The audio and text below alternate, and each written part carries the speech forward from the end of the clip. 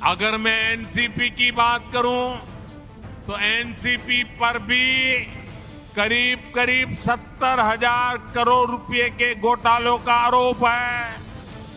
Maharashtra state cooperative bank घोटाला, महाराष्ट्र सिंचाई घोटाला, अवैध खनन घोटाला, इनकी लिस्ट भी बहुत लंबी है। प्रणाम, आदाब, जोहार, जय भीम, जय संविधान। मैं संतोष मेहरा। महाराष्ट्र में राजनीति क्या फिर से करवट लेने लगी है? क्या महाराष्ट्र में फिर कोई नया खेला होगा? दोस्तों, मैं आपको बता दूं कि महाराष्ट्र में कुछ दिन पहले एनसीपी के अजित पवार गुट के कुछ विधायक के साथ वर्तमान सरकार बीजेपी के साथ मिले। वे बीजेपी सरकार से मिले ही नहीं, बल्कि अजित पवार को डिप्टी सीएम का पद भी दिया गया है ना दोस्तों, बड़ी बात। मगर कुछ दिन से चाचा भतीजा का एक मिलन हो रहा है। आपको मैं बता दूं कि अजित पवार है जो शरद पवार जो एनसीपी प्रमुख है, उनके भतीजा लगते हैं। तो अभी कुछ दिनों से चाचा भतीजा का मिलन चल रहा है। जब शरद पवार से इस बारे में चर्चा किया गया तो उनके द्वारा यह कहा गया कि हमारा पारिवारिक मिलन था, इसे राजनीतिक न बनाए। लेकिन दोस्तों, राजनीति के गलियारे से देखा जाता है कि जब से अजित पवार कुछ विधायक को, एनसीपी विधायक को लेकर के बीजेपी के साथ मिल गए हैं, तब से शरद पवार और अजित पवार का संबंध अच्छे नहीं थे। फिर अचानक ऐसा क्या हो गया? सुनने वाली बात है दोस्तों।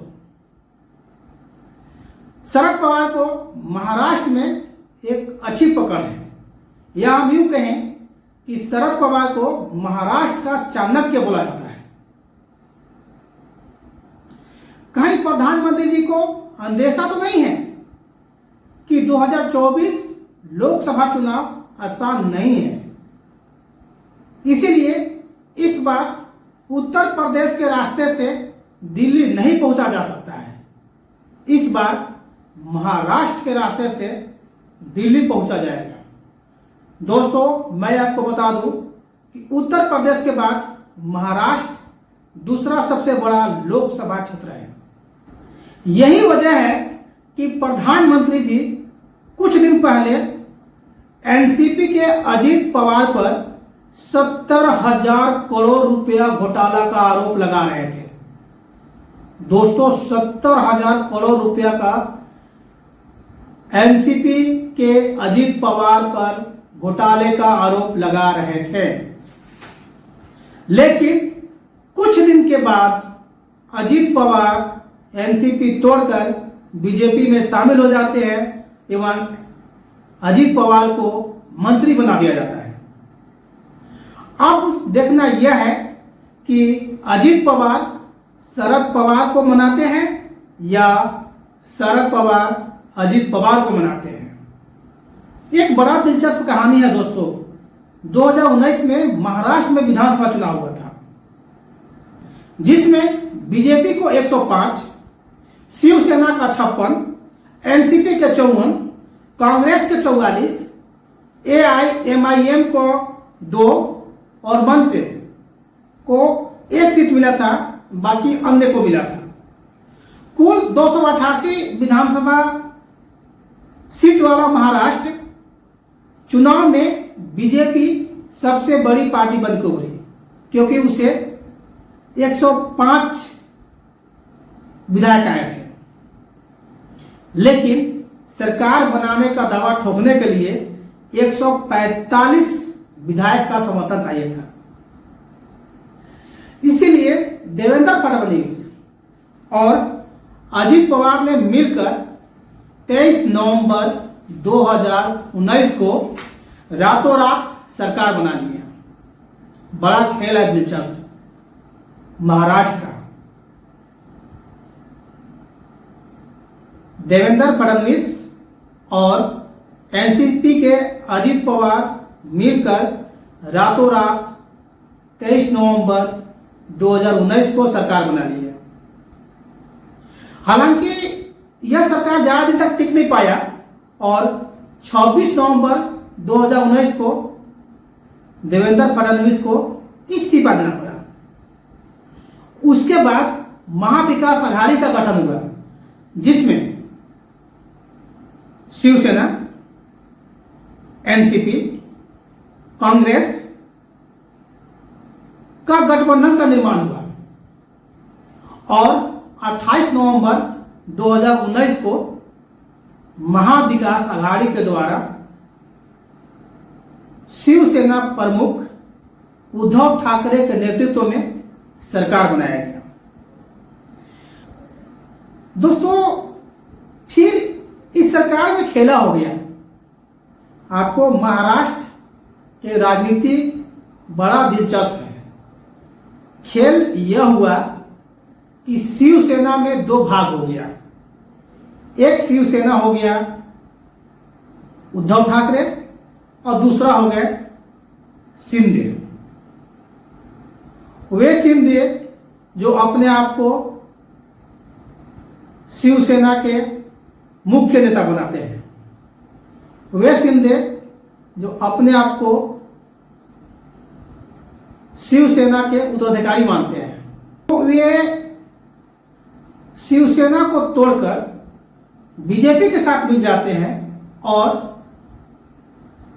बीजेपी के फडणवीस के साथ में मिलकर सरकार बनाते हैं, जिसमें शिंदे को मुख्यमंत्री एवं देवेंद्र फडणवीस को उप मुख्यमंत्री बनाया जाता है। एक कयास लगाया जा रहा है दोस्तों कि क्या शरद पवार को केंद्र में महत्वपूर्ण पद दिया जाएगा। हो सकता है, राजनीति है, कुछ भी हो सकता है। मैं आपको बता दूं कि जिस राज्य में विपक्षी खेमे की सरकार है, दोस्तों ये हो क्यों रहा है, इसका अंतर खेमे की बात है। यहां पर जिस राज्य में विपक्षी का सरकार है, वहां पर 15 सितंबर 2023 तक ईडी होगा या फिर भाजपा में आओ चलेगा। इसका मुख्य कारण यह है कि ईडी जो चीफ हैं संजय मिश्रा, उनका जो कार्यकाल है 15 सितंबर तक दिया गया है। दोस्तों, ईडी के चीफ संजय मिश्रा का भी नियुक्ति का मामला बड़ा दिलचस्प है, जिसे सुप्रीम कोर्ट के द्वारा अवैध करार दे दिया गया, लेकिन सरकार के द्वारा समय मांगा गया कि इतनी जल्दी दूसरा ईडी चीफ का नियुक्ति कैसे हो सकता है। तो सुप्रीम कोर्ट के द्वारा ईडी प्रमुख संजय मिश्रा को 15 सितंबर तक कार्य में बने रहने की अनुमति दिया है।